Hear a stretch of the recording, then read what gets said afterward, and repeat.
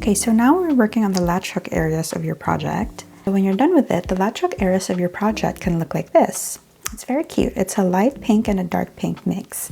So have a look at your materials and see which colors you'll be using for your project. For me, it's over here and it's a green and white combination. So first, let's gently unfurl your milk yarn.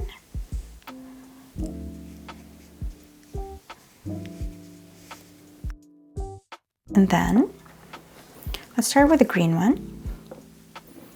Okay, and look for the tail. Look for the tail of your yarn. And then pull maybe a meter or two free so that it doesn't tangle when you work with it later on.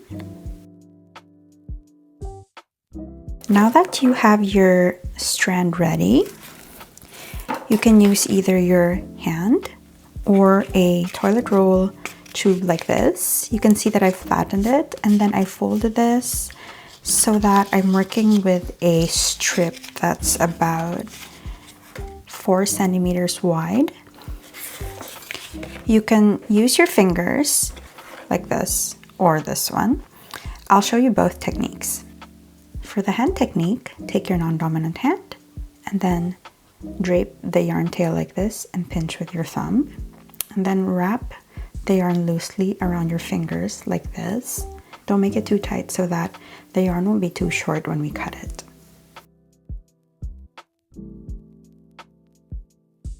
Okay, there. And then you can now take your scissors and carefully cut the yarn like this. Oops. And cut the other half as well.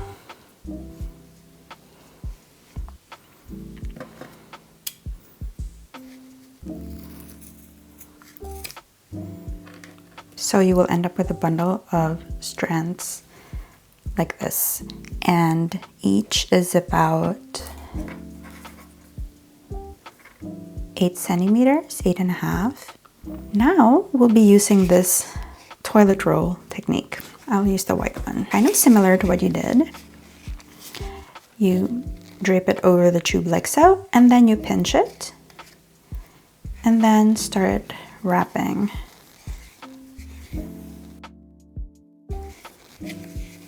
Like that. I don't need to wrap mine too many times since I only have this much space for my latch hook area. But if you're working on a rug or a piece with a bigger latch hook area like this one, you may want to wrap it more times, though that means it's going to be harder to cut afterwards. So you can just do this in batches. And cut for here. For the toilet roll tube, you only cut it in one place. So you see what I mean about making too many rotations, and then it's going to be harder to cut. There you go. Oopsie. That's what happens when you get too greedy and roll too many times.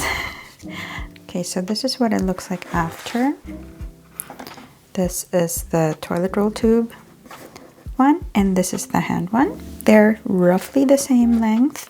You don't have to worry about perfecting the lengths right now. You'll trim them later anyway. Like this one, I ended up giving it a trim after I've woven them in. So don't worry about these right now. If you are working on a latch hook area with a combination of colors, I suggest pairing them before you start your project.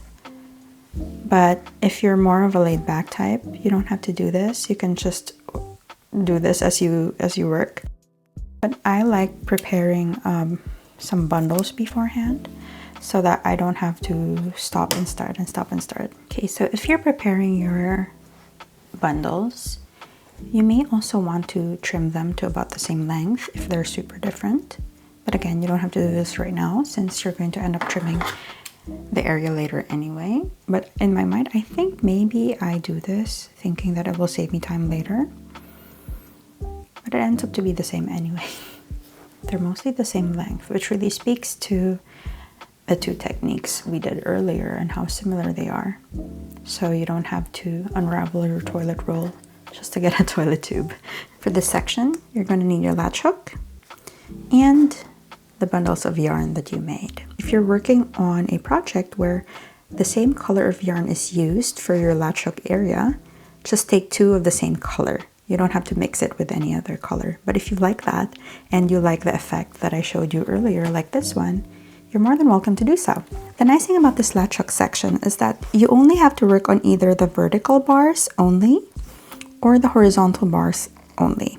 Now, which one should you choose? That really depends on where you want your grass to face. If you work on the horizontal bars only, these, then the grass will face upwards that way. But if you work on the vertical bars only, then the grass will face here. So that depends on you, really. Let's have a look at this candy coral coaster that I've already finished. Based on where the strands are facing, you can tell that I only worked on the vertical bars. The third option is that you can choose any direction, but then you can style it in such a way that it's standing like this. So then you don't have to worry about whether it's going to face right or up. So it's up to you. After choosing one technique, you don't have to worry about the other one. If you've chosen to work on the horizontal bars, you can completely ignore the vertical ones. And if you chose the vertical ones, you can completely ignore the horizontal ones. I will be starting over here and then working from top to bottom, top to bottom, top to bottom. You can choose wherever you'd want to start. A little tip for working on your latch hook area. If you're right-handed, you may want to start on the left and then work towards the right, and then on the left and then work towards the right. Because if you start on the right and then work towards the left, as you're latch hooking, you can catch the other strands from the right side. And then of course, if you're left-handed, you can start on the right and then work towards the left. As I'm right-handed, you'll see that when I pull the yarn through, it gets caught with the other yarn that's already there, which is quite annoying. So you might want to start the opposite of where your dominant hand is. I'm going to start where the marker is so I can cover it with the yarn. Okay, so take your latch hook with the latch open and your bundle of yarn that you prepared earlier. Fold the yarn in half like this so that you have a loop, and then go under your bar and emerge so that the bar is hooked onto your latch hook like that with the latch open. Then grab your loop and pull, ensuring that the latch closes like that, and emerge, open the latch. Then grab your tail with a hook like this, ensuring that your latch closes, and pull through. Sometimes you need to assist it a little bit. There. Okay, let's do that again. Latch open, under, emerge, grab the loops, and making sure that the latch can close, pull. And then a technique here to make it easier to pull the rest through is that you make the loop here a little bigger than you think you need, and then grab the tail, and then there.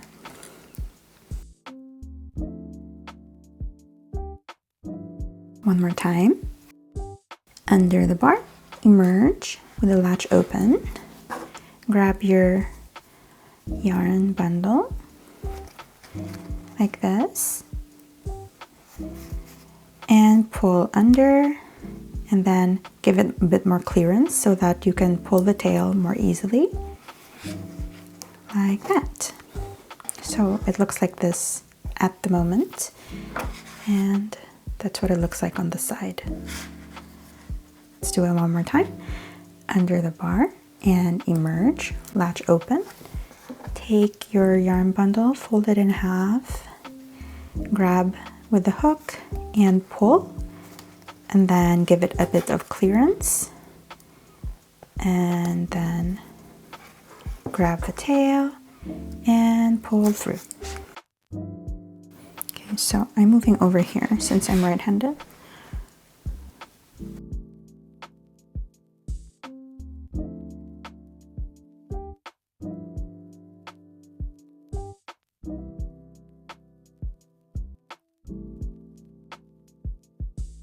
I think the fun thing about making these latch hook areas is that once you get the hang of it, you don't really have to think about it that much anymore.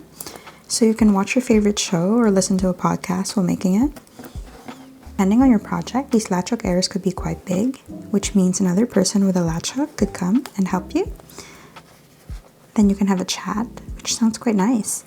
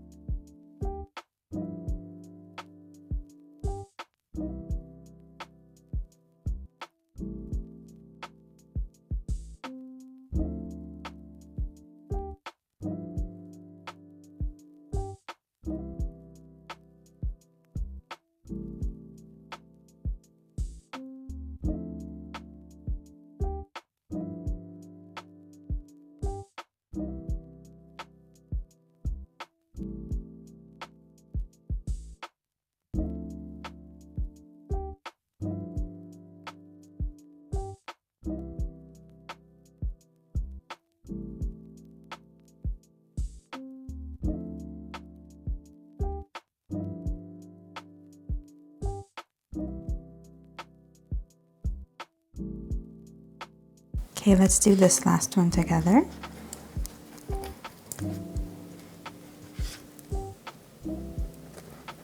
There we go. So here's what it looks like right now. You can see that some of the yarn is much taller than others, so I'm gonna give that a trim.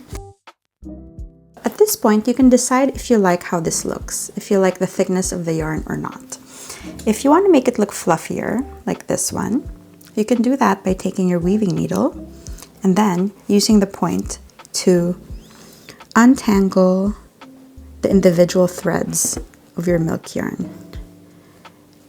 You can do this not as gently, but it might make fluffs like this. So put some music on and start unfurling the threads. But if you already like how it looks without doing this step, you can totally skip it. It's just a matter of preference.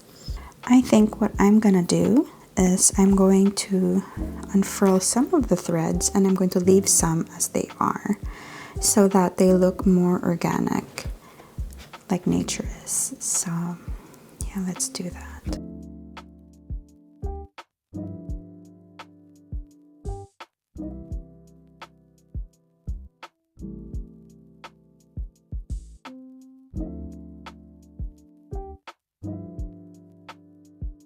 I think I like the look of this, so I'm stopping there. If you want yours fluffier, you can continue doing so with your weaving needle. But as for me, I'm done. See you in the next video. Bye!